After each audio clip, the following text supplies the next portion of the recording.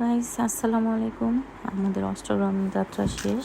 আমরা এখন আজকে ঢাকার উদ্দেশ্যে রওনা দিচ্ছি। সবাই ফেরিঘাটে ওয়েট করছি, এখানে ফেরি আসবে, তারপর আমরা যাব ঢাকায়।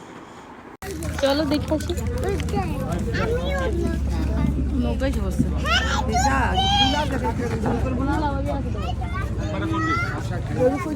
ওই যে ওরা নৌকা দেখো।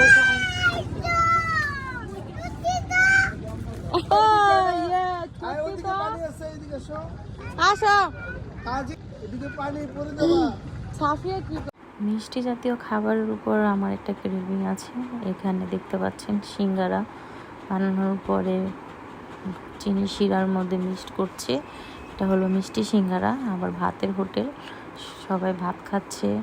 ম্যাক্সিমাম যারা অটো চালায় এখানে এসে ভাত খায় ফেরিঘাটে। এটা হলো আমাদের ফেরিঘাট। এখানে অনেক রকমের খাবার পাওয়া যায়, সিঙ্গারা, পুরি, ছোলা, এই যে মিষ্টি সিঙ্গারা। এখন গরম গরম মিষ্টি সিঙ্গারাগুলা নিয়ে আসছে। আমি একটু খেয়ে দেখবো কেমন লাগে।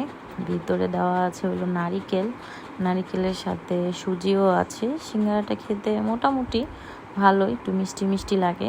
তারপর ঘাটে অনেক নৌকাও আসছে, লোকজন নিয়ে আমরা ঘাটে যাচ্ছিলাম বাচ্চাদেরকে নিয়ে।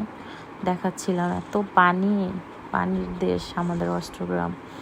আমরা ঘাট থেকে ফেরি আসবে, ফেরিতে উঠে তারপরে ঢাকায় যাব, ওই পারে পাটলি ঘাট যেটাকে বলে আর কি।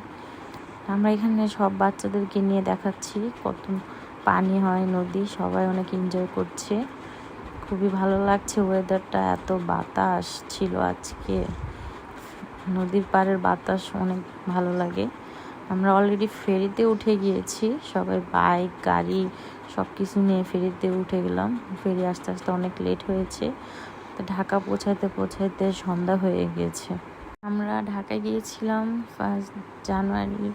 হ্যাপি নিউ ইয়ারও স্টার্ট হয়ে গিয়েছে, রাত হয়ে গিয়েছিল ঢাকায় পৌঁছাতে। দেন আমরা রাত্রে ছাদের উপরে হ্যাপি নিউ ইয়ার সেলিব্রেট করলাম সবাই মিলে।